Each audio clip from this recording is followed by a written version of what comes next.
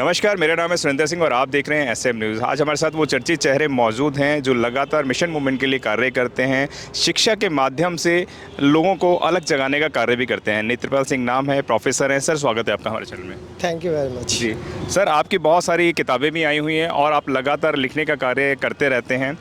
आज बाबा साहब का महापरिनिर्वाण दिवस है, तो मैं जानना चाहूँगा आपसे, गांधी की जो विचारधारा थी बाबा साहब के साथ मैच नहीं करती थी। क्या कारण था कि हमेशा उन दोनों की अनबन रहती थी?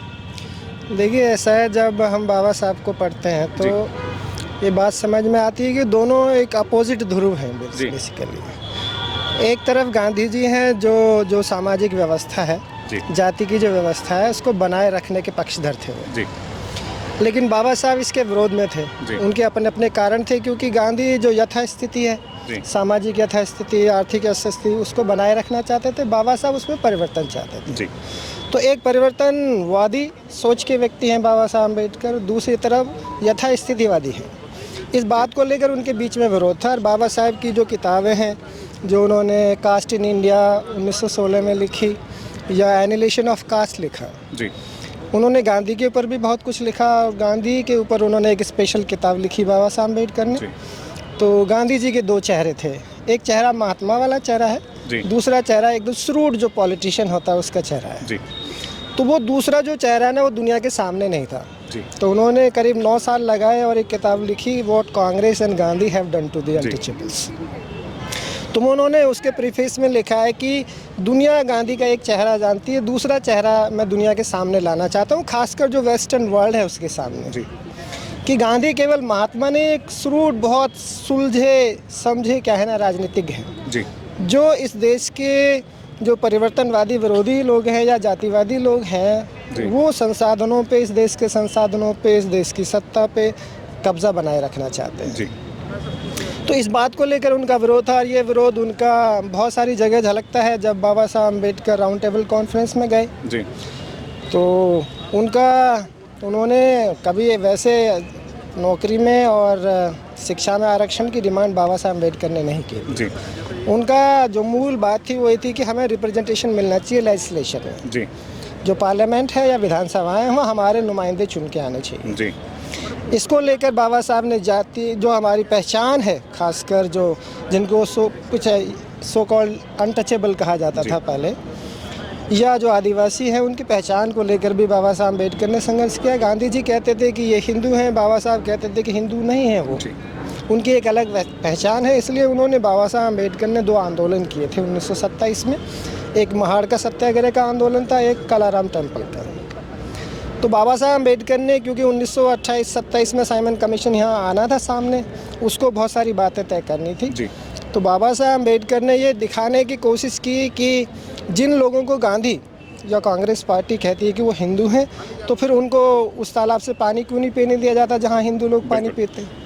दूसरा, उस धार्मिक स्थल में क्यों नहीं जाने दिया जाता जहाँ पूजा करते हैं लोग, हिंदू लोग। अगर हिंदू हैं तो हमें भी जाने देना चाहिए। और अगर हिंदू हैं तो जिस तालाब से हिंदू पानी पीते हैं सार्वजनिक स्थलों से, उससे हमें भी पीने देना चाहिए। लेकिन उन दोनों ही जगह से रोका गया उनको। तो जब राउंड टेबल कॉन्फ्रेंस में गए तो गांधी यही वक्तव्य दे रहे थे कि जो अनटचेबल्स हैं वो दे आर हिंदूस।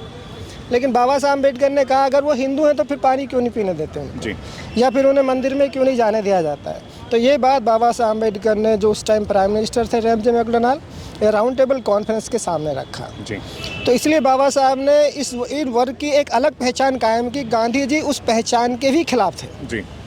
बाबा साहब चाहते थे इनमें एस्पिरेशन पैदा होना चाहिए, लीडरशिप डेवलप होनी चाहिए, या जो स्थिति, सामाजिक जो है स्थिति थी, उससे क्या निकालना चाहिए, बाहर निकालना चाहिए। तो गांधी लेकिन इसके ध्रुव विरोधी थे। उन्होंने एक ही आंदोलन किया पूरी ज़िंदगी में इन वर्गों के लिए, और वो था इन वर्गों के अधिकारों के खिलाफ।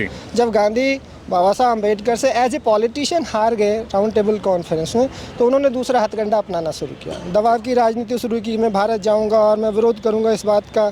और रोम से उन्होंने रेडियो पे एक अपना स्पीच जारी किया था, जबकि वो साइन करके आए थे खुद उसमें राउंड टेबल कॉन्फ्रेंस में, कि जो माइनॉरिटी कमेटी है उसमें ये मसला तय होना था कि जो अल्पसंख्यक वर्ग हैं उनके प्रतिनिधित्व की क्या स्थिति होगी भारत में। तो उन्होंने धमकी देनी शुरू की और आकर वो अनशन पर बैठ गए। तो बाबा साहब अम्बेडकर वहाँ से सेपरेट इलेक्टोरेट का अधिकार लेके आए थे इन लोगों के लिए जीत के।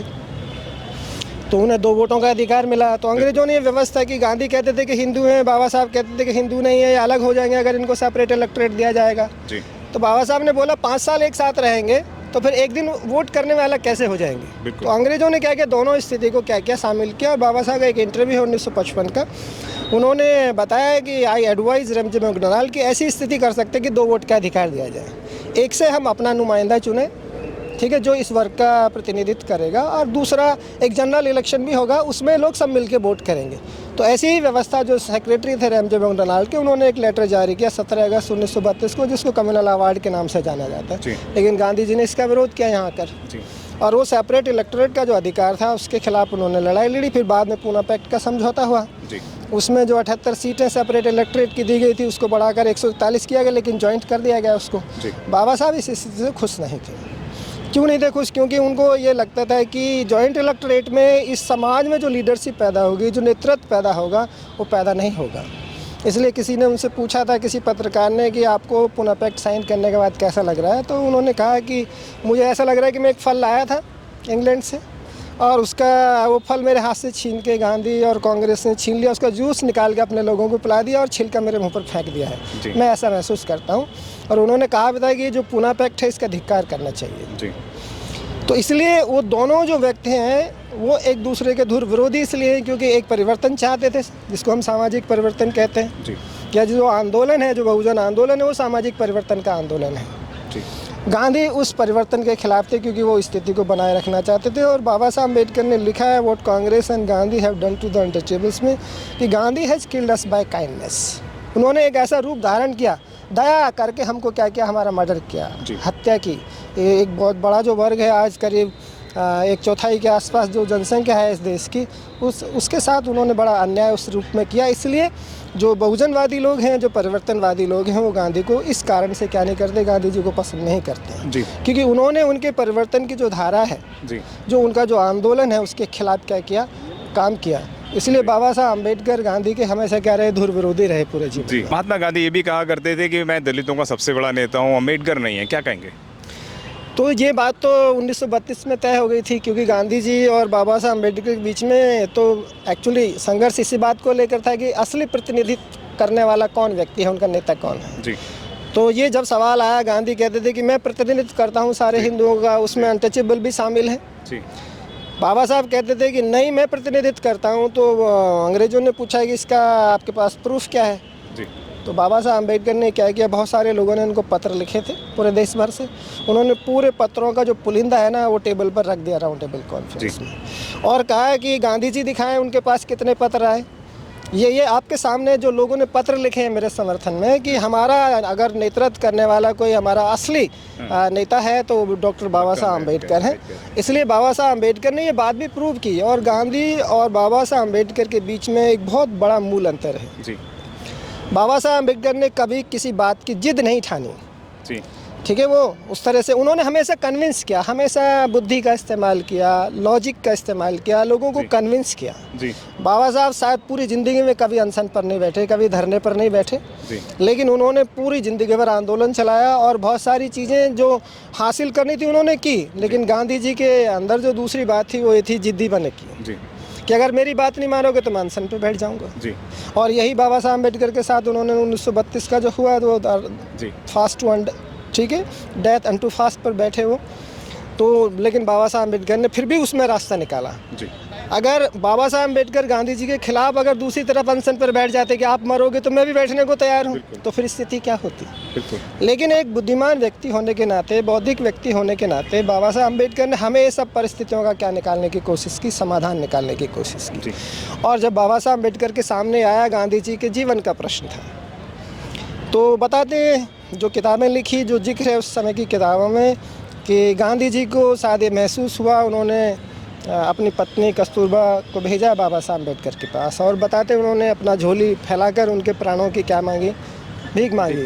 तो बाबा साहब अम्बेडकर ने लिखा है कि उस समय में शायद दुनिया का एक ऐसा व्यक्ति था जो बहुत ही कहना असमंजस की स्थिति में था। और मैंने उस रात को विचार किया तो मेरे सामने दो बड़े प्रश्न थे। एक तरफ अधिकारों की लड़ाई को लड़ने का प्रश्न था, और दूसरी तरफ मेरे सामने नैतिकता को जिंदा रखने का सवाल था। तो मेरा जो कॉल है, जो मैंने सोचा ना कि नैतिकता जिंदा रहनी चाहिए जीवन में, अधिकारों की लड़ाई तो क्या है ना, बाद में भी चलती रहेगी, लड़ी जा सकती है। उसी बात को कह रहे बाबा साहब अम्बेडकर ने, सोचकर उन्होंने कहा कि मैंने ये निर्णय लिया कि मैं इस समझौते पर साइन करने के लिए क्या होऊंगा, तैयार होऊंगा। तो ये बहुत मूलभूत अंतर है दोनों के बीच में कि एक तरफ कि आप जिद से काम लेते हैं, ईगो का प्रश्न, लेकिन दूसरी तरफ क्या आदमी लेता है, बुद्धि से काम लेता है। और आज पूरी दुनिया उनकी उसी बुद्धिमत्ता की, उसी बौद्धिकता की क्या है, कायल है पूरी दुनिया में, जो उनकी चर्चा है, चाहे वो अमेरिका हो या यूरोप हो या इस देश का हो। लोग आज उनकी जो महत्व है, बाबा साहब अम्बेडकर का जो कंट्रीब्यूशन है, जो योगदान है इस देश के लिए, उसको लोग पहचान रहे हैं।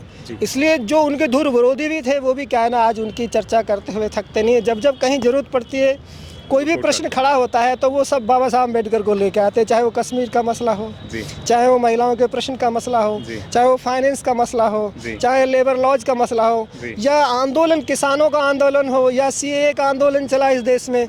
तो जो भी वर्ग है, जब उनको लगता है, इवन जो upper caste, so called upper caste हैं, उनको भी अगर ज़रूरत लगती है, तो वो बाबा साहब की ही संरक्षण में क्या करते हैं, जाते हैं। क्योंकि वो अधिकारों को, बाबा साहब खाली एक व्यक्ति नहीं है, वो एक विचारधारा है, एक रास्ता है जीवन को जीने का।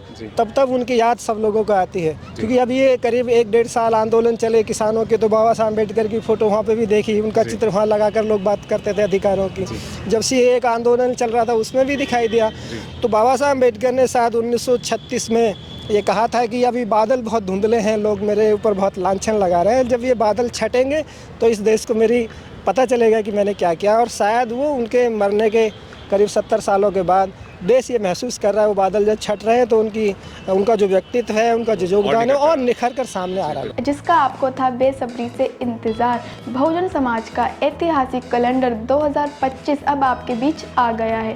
आप अपना कैलेंडर आज ही बुक करवाएं। आप मुझे मेरे नंबर पर कॉल कर सकते हैं या अपना कैलेंडर बुक कराने के लिए मुझे व्हाट्सएप भी कर सकते हैं। मेरा नंबर है 9910886670। आप मुझे अभी कॉल करके अपना कैलेंडर बुक करा सकते हैं। अगर आपने अभी तक हमारा चैनल सब्सक्राइब नहीं किया है तो सब्सक्राइब करें और घंटी का बटन बिल्कुल भी दबाना ना भूलें, ताकि सभी लेटेस्ट खबरें पहुंच सकें आप पे सबसे पहले।